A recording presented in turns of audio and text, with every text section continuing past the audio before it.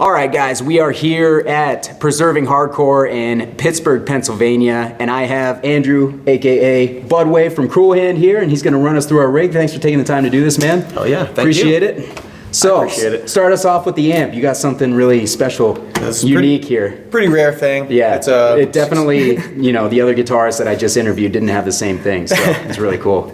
It's a hardcore classic.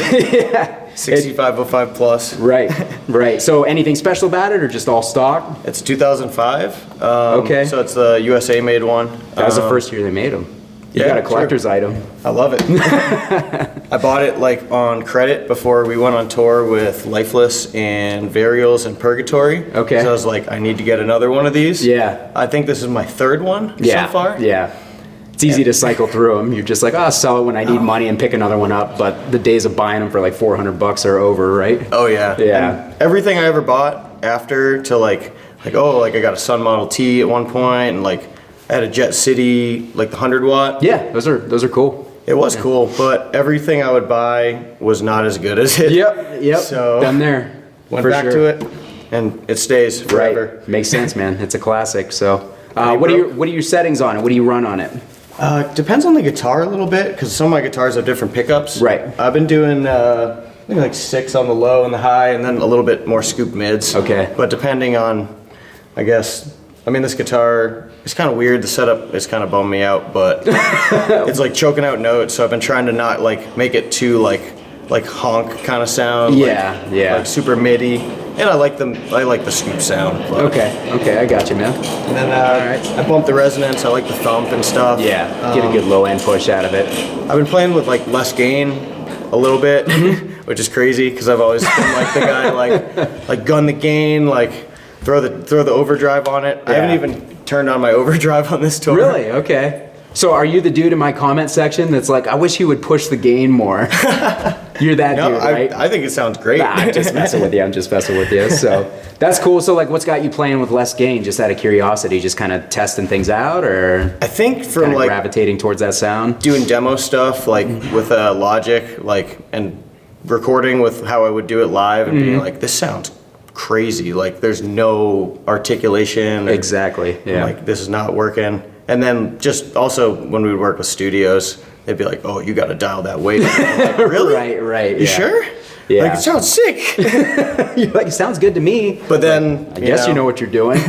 with the 2 guitars, it's like it doesn't need to be that much. No, everything fills in a recording for sure. And then like when you're playing live and you lower the gain a little bit, it just kind of brings out more detail, but it's always like a balancing act. So and I think it makes me like a little more attentive to like my actual playing. Sure. Where like things will slip through when it's all gained out and like feeling it on stage. But then like if I'm doing it lower gain and I mess up, I will hear it and I'll not repeat that. yeah.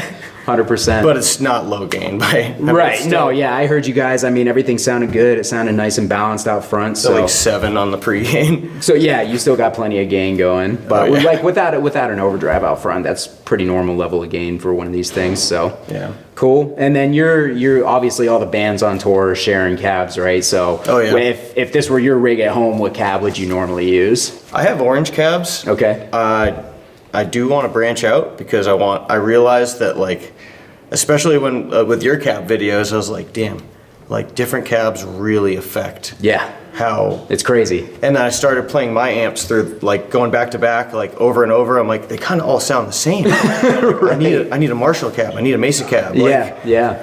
So I want to branch out. I love the orange cabs though. Okay. And I would assume that you have the V30 loaded, probably like the PPC. It's the Voice of the World speaker. Okay. So How do you like those? I like it a lot. I haven't done it like back to back with a V30, but it feels a lot similar. I haven't even considered changing them. So gotcha. Yeah. So they work it's not for you. broke. Yeah. Exactly. If it sounds good, there's nothing. Who cares what the label is? So yeah. That's cool. So that's probably what you would bring if you were not borrowing cabs. It's probably the orange cab. For sure. Okay. That's interesting. How about the pedal board? So this is my Cord Pitch Black tuner. Classic tuner. I got it probably in 2005. It's still kicking? It's still kicking. Awesome. Amazingly. And then I got an Earthquaker Plumes. Okay. Which like I said, hasn't been used, but I love it, especially when I'm doing like my orange rig or like I play a 5153, the EL34 one as well. Okay. And like that pairs super well with it. Yeah. But I didn't really need it with this. Yeah, for sure. And then like what settings would you normally use on the plumes if you were using it? I know there's like 3 different clippings and all that shit. So I do that the first toggle. Okay. And then just the classic like level gunned, gain down. Okay. And then, pretty much your classic tone to taste. tube screamer type settings. Yep. So that's Tried and running true. into the TC here? Yep. And what's the that? Third dimension chorus. Okay. Which I don't know if you're familiar with it, but I'm it's not, no. So do you remember the Boss Dimension C? I am not an effects guy other than, so you're gonna have to school me, man. So it was like this stereo Boss chorus from the 80s. This one is mono, which is fine because I'm mono. Yeah. But people prefer the Boss for the stereo capabilities. Sure. But it's literally just these 4 buttons, and there's no guidance as to what like they really do. So basically you just test it out and see what works. Yeah, exactly. Okay. Yeah. Dial it in with your ears, not your eyes. Cool. Yeah. But I like that. I do the first button pressed in and the 4th. Okay. Which should be equivalent to the Boss, but Gotcha. I don't know. I love it. It's super 80s sounding. Is that out front or is it in the loop? It's just out front. Okay. Interesting.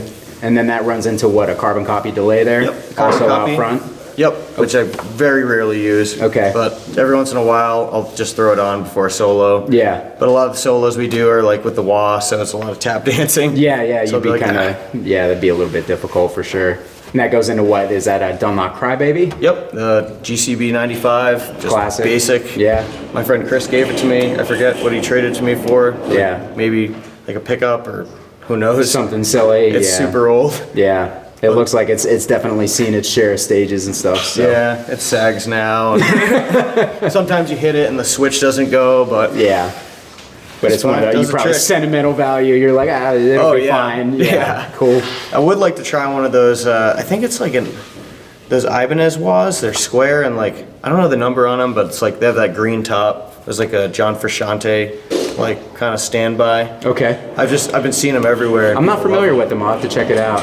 Yeah, it's cool. I want to branch out because I don't really know much about wahs. I just have it and It works. It's fun. Right, yeah. but That'll be a new tone pursuit. Yeah. You'll have 3 different wahs on the pedal board. You're like, which one do I like the best? I That's used cool. to have the dime bag wah, but Nice. I ended up selling it. It was like the sliders always kept like the little dials on the side Yeah, kept moving. yeah.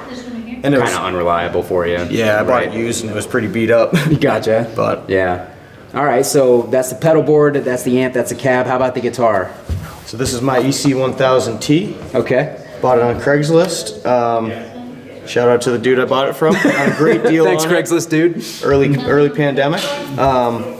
I love the full thickness ones. I love that it's 24 frets, and it's perfect because I would love to have like a Les Paul custom to bring out, but I would lose my mind. Yeah, and plus it wouldn't stay in tune anyways. So Yep. you're pretty much better off. As a Gibson guy, I can confidently say that LTDs are just more reliable on the road. So yeah, those are sweet guitars, man. And it looks like you got the stock EMG 81, EMG 60. Yep. Going on in it. Any other tweaks? Anything special? Just the the tuners tuners. look different. I Yeah. swapped those out for the Godo Magnums. Okay. Which I Yeah. just put on every guitar. Okay.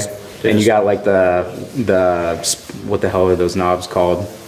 The perloid or whatever. Yeah, like a little more classic look. faux ivory. Yeah, that's cool. You don't Fully see ethical. that. And then you got the ESP wannabe truss rod cover on it. Yeah, that's bootleg. I bought that off like eBay from some random seller. Like $8 from China or Yeah. something. Yeah, okay, yeah. Because I have an E2 that I use for my other band, and I was just looking at it, and I'm like, why don't they make the normal like headstock like truss rod covers for this? Right. It's like I gotta find one. So I swapped my E2 one on, and it didn't fit right. And then I found that on eBay, and I was Yeah. like, God, I hope that it fits. You were committed to the look at that point. Oh yeah. That's awesome. And then 2 months later, it came. Yeah, I was gonna say, Like, if you got it from China, you're probably like, this thing's probably never gonna show up at this point. For real, I was pleasantly surprised. Yeah, awesome guitar, man. Rig looks sick. What are you using for strings? It's Ernie Ball, skinny top, heavy bottoms. Okay. And that's like every guitar, no matter what, that's just kind of like your All your my go-to D standard set? guitars. Okay. It's been that way for 15 years or something. Yeah. Well before Cruel Hand. So it's just something you stick to at this point? Yep. Yeah, if it's, like you said, if it's not broke, don't fix it, and Yeah. you know what to expect. How about the picks? I think that's the last thing we got. I used the Matt Heafy Jazz 3s. Okay. Well, I would imagine those are a little thicker. They're pretty identical to a normal Jazz 3. Okay. And I like the Max Grip ones, but the problem with the Max Grips is they're like metallic gray. Okay. So if you drop them on stage, You they're never just gone. And they're a little more expensive too, so yeah, Yeah. you can't be dropping those. Cool, man. I think that pretty much wraps it up. Anything else to go over? Yeah, I think that's it. Awesome. Well, hey, thank you for taking the time to do this. It was Dude. good to meet you, man. You too. Thank you for you. having me. Awesome.